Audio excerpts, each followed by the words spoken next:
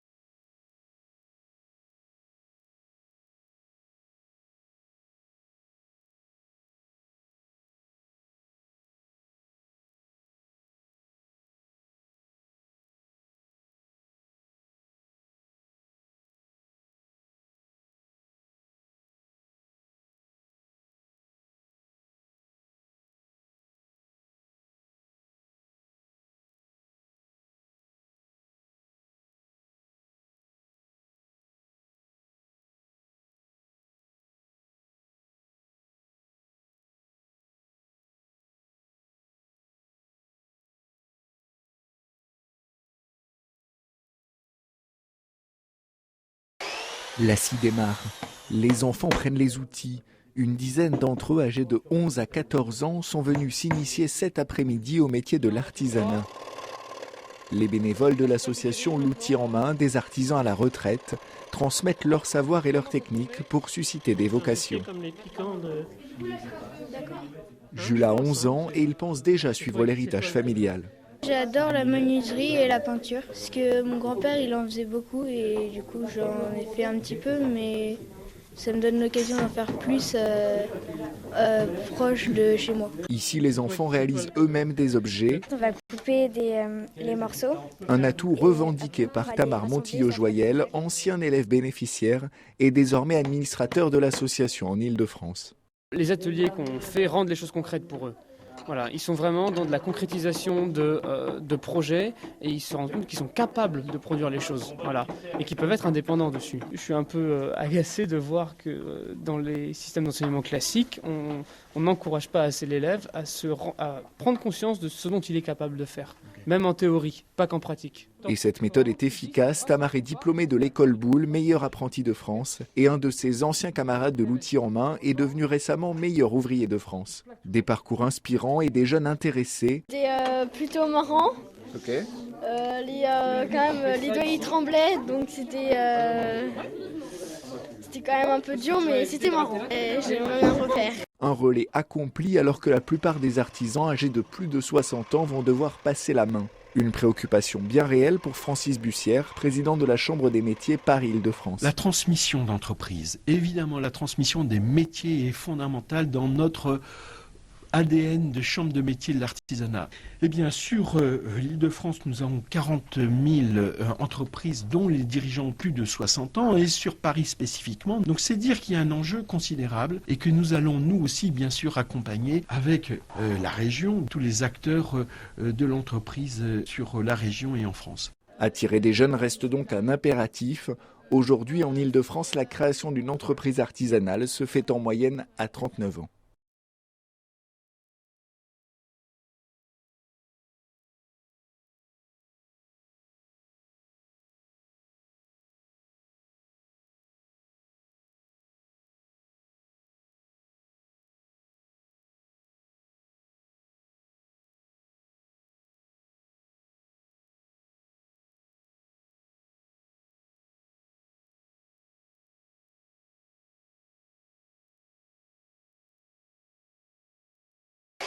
La scie démarre.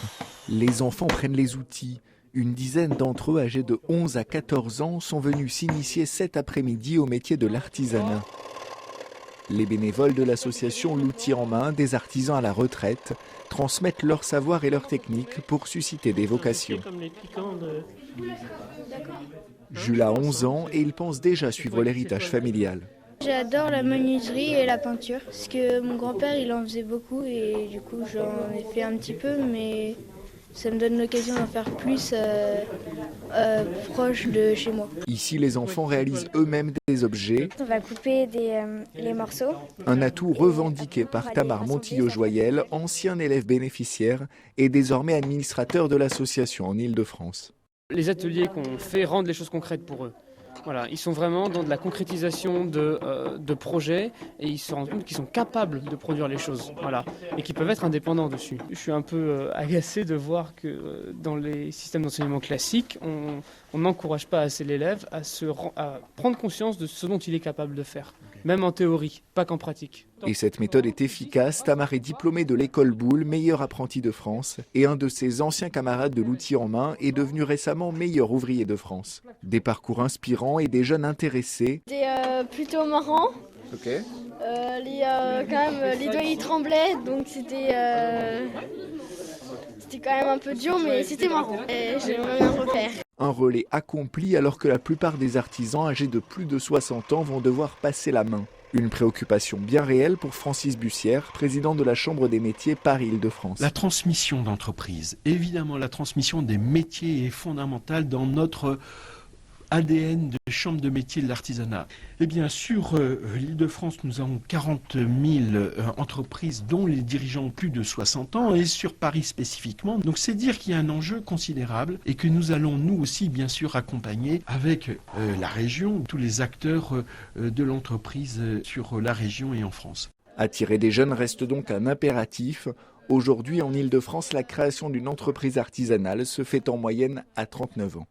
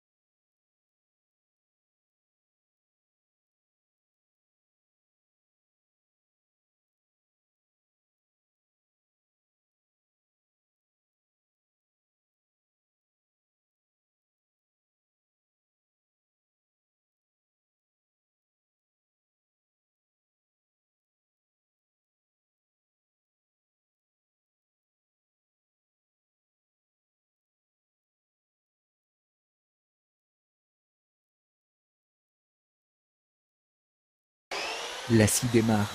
Les enfants prennent les outils.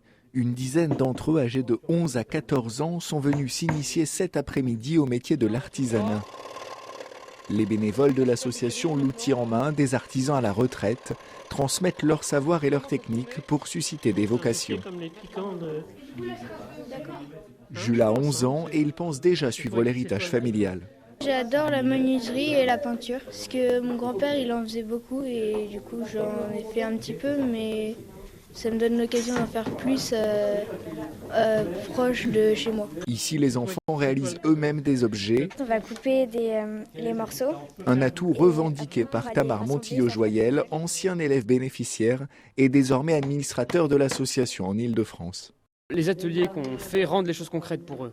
Voilà, ils sont vraiment dans de la concrétisation de projets et ils se rendent compte qu'ils sont capables de produire les choses, voilà, et qu'ils peuvent être indépendants dessus. Je suis un peu agacé de voir que dans les systèmes d'enseignement classiques, on n'encourage pas assez l'élève à prendre conscience de ce dont il est capable de faire, même en théorie, pas qu'en pratique. Et cette méthode est efficace. Tamar est diplômé de l'école Boulle, meilleur apprenti de France, et un de ses anciens camarades de l'outil en main est devenu récemment meilleur ouvrier de France. Des parcours inspirants et des jeunes intéressés. C'était plutôt marrant. Ok. Les doigts ils tremblaient, donc c'était quand même un peu dur, mais c'était marrant. Et j'aimerais bien refaire. Un relais accompli alors que la plupart des artisans âgés de plus de 60 ans vont devoir passer la main. Une préoccupation bien réelle pour Francis Bussière, président de la Chambre des métiers Paris-Île-de-France. La transmission d'entreprise, évidemment la transmission des métiers est fondamentale dans notre ADN de chambre de métier de l'artisanat.